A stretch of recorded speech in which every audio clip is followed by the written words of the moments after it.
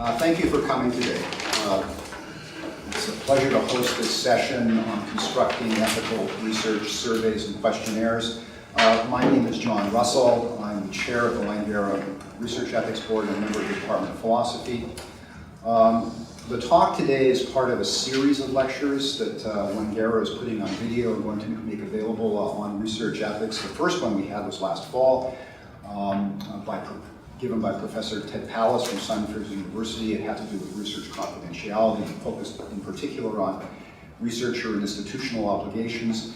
Today is going to focus on ethical issues around constructing research questionnaires and surveys. We have a panel of experts today to inform us. Their names are listed there. I'll introduce them individually as they come up to speak. Each will speak for about 15 or 20 minutes. And then we'll have a question period after that. So get ready. And the first presenter is Terry Howard. Let me introduce Terry. Geez, that didn't turn off my devices. Prompt for you. Right. Turn off your devices. So Terry is a community member for the Langara Research Ethics Board. When he's not busily attending our meetings, he is the director of HIV community-based research for BC at Positive Living BC. Terry has worked with people living with HIV/AIDS for the past 13 years, providing support, advocacy, and community-based research capacity building. Terry facilitates meaningful engagement of people living with HIV/AIDS in all aspects of the research process and brokers relationships and resources between academic and community partners to develop research projects. So, welcome, Terry. And at this moment, you're already wired up? I'm wired up. Okay, so let's How's the glare off my hair? Okay, carry on. There we go. So, welcome everybody. Glad to see there's as many people that turned out here as there are. A little bit more about me. As John said, I'm the Director of HIV Research at Positive Living BC, which was formerly known as the BC Persons with AIDS Society. It's an AIDS service organization that provides support services for people with HIV all over BC. I work a lot doing research projects both regionally, locally in Vancouver, and then also nationally as well.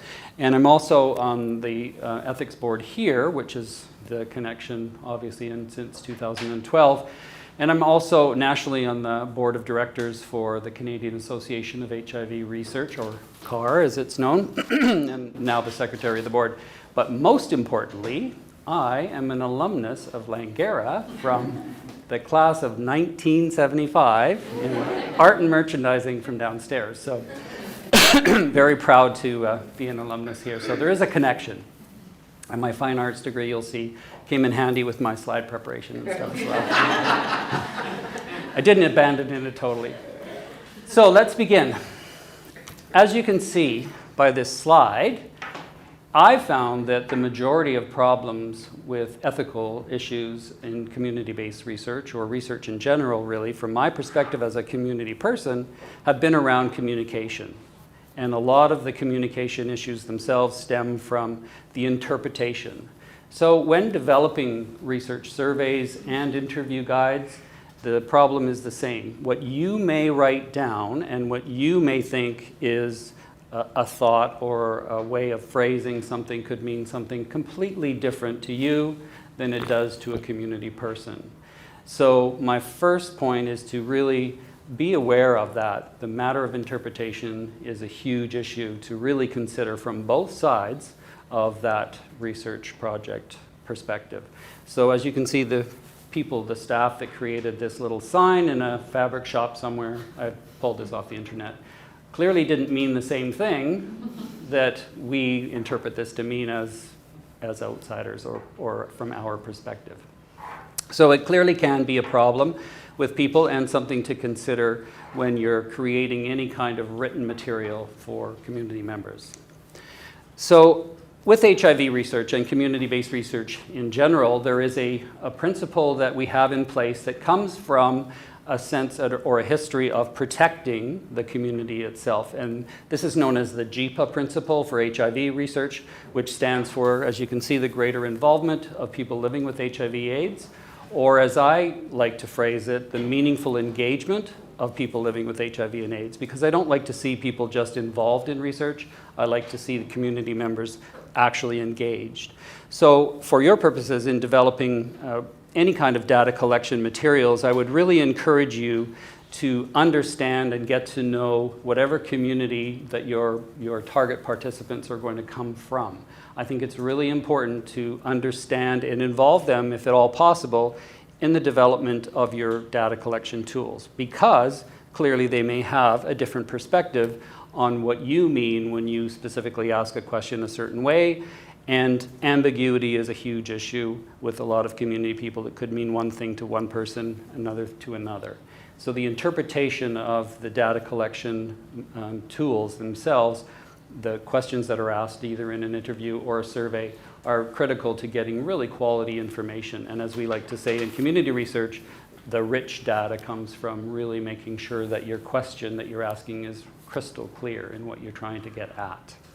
So we have this protection in place. A lot of other communities that do research or people that work with different marginalized communities will also have heard it referred to as nothing about us without us. People that work with drug users, that's a common phrase to be used, but essentially the principle is the same, that it behooves the research team itself to involve that community group as much as possible, right from the development of a data collection tool and throughout if you can.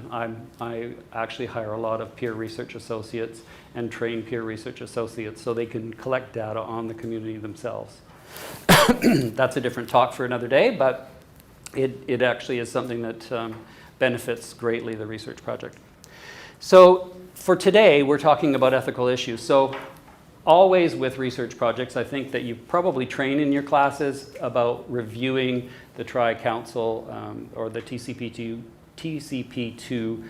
agreements, just to make sure that people are understanding what exactly is meant and what is required for ethics review, and to get approval when you ultimately want to collect data from any given group that you want to do.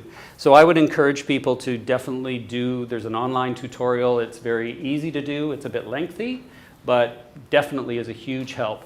And those are the basic principles. I don't think I need to go into them in any elaboration, but really it's about protecting people from harm, essentially. So if you look at, in your data collection development phase, if you look at that as a premise that you have at the front of your mind every time that you're thinking of a new question or developing the data collection tool, then I think you can't go wrong. If you ask yourself every single time, will this question do any harm? And obviously, most questions are not, but in the ones that are questionable, if you say, is there any potential for harm here?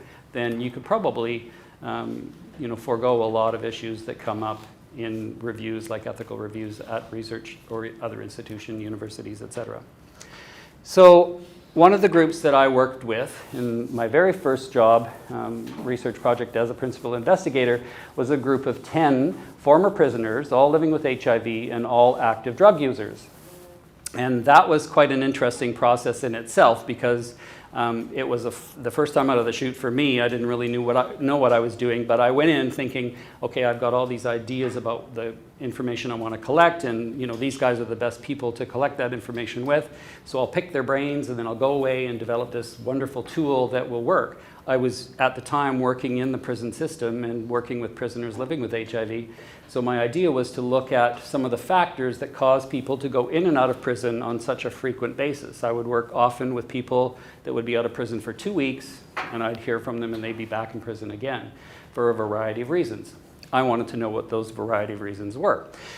So I decided I would get this group of people together and I would train them. So we underwent quite a process. It was a huge learning curve for both sets of the research team here, so the participants themselves and for me.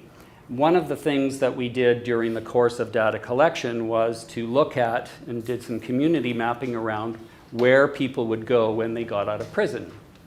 So I asked the participants on community maps that were drawn on mostly downtown east side area maps on the floor to go around with markers and say, where's the first place you went when you got out of prison? Where's the second place? Where's the third place? Other questions I threw in, like where would you consider to be a safe zone? Where would you consider to be a danger zone? So with the data collection part, I found that almost every single person in the group all circled Army and Navy as the first stop for getting out of prison. And I thought, well, that's kind of strange. So, of course, being inquisitive, I asked. I said, so why did everybody stop at Army and Navy? And they said, oh, well, you get out of prison, you haven't got any money, nowhere to go, no food to eat, so you go to Army and Navy and you steal stuff. And then you go and sell it. So the ethical dilemma for me as a researcher, in this case, was, do I report this information so that the organization, Army and Navy, could protect themselves against this, faced with the fact that if I do that, I'm going to be cutting off the livelihood for a lot of very desperate people when they're getting out of prison, trying not to just continually go in through that revolving door in and out of prison because they aren't provided with adequate means when they get out of prison, so they have to do the only thing they know how to do. So it was a real dilemma, and the other people involved in the research project, we sat down and we tossed it around back and forth quite a lot in terms of what do we report here? Do we have an ethical obligation to report the findings that we had? So this is the larger issue, and it's one that is reflected in a lot of research projects about the information that you gather. In this same project, one of the things I asked people was how they were negotiating some of the systems that were available to them, meaning welfare systems, disability systems, anything governmental issued.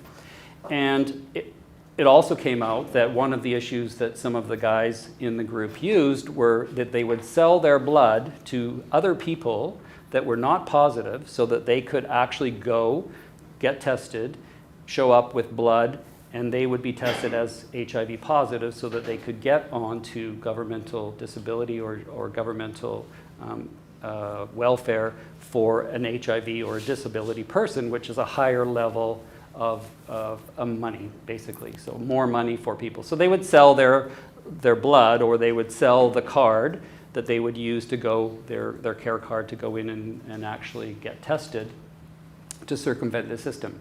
Again, ethical dilemma. Do I report this? Is this a public health issue? How often is it happening? Is this going to cut off the livelihood for some of these people that, again, use this as a means of supporting themselves or supplementing their income? And again, it was an issue that we took back to the team and we discussed as to what we would report back. So overall, I think that it reflects that you really have a lot of considerations that you can't possibly know going into a research project when you start to collect data about what do you do with the information when you actually get it, and what is the ethical, your framework to use about then reporting that information back as well. So it's not just data collection and the development of those tools, it's also what happens with the information that you are collecting from that very vulnerable population, if that's who you happen to be working with. In my case, it's always been with vulnerable populations. So it's a bit of a dance, and one that I would encourage people to really pay attention to.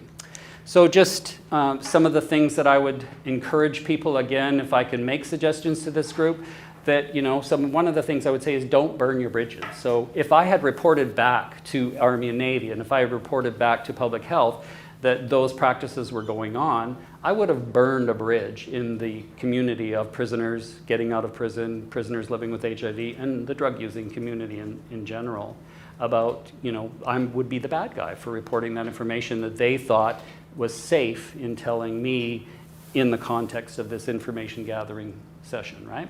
So be careful about that sort of issue potentially happening in your research project as well.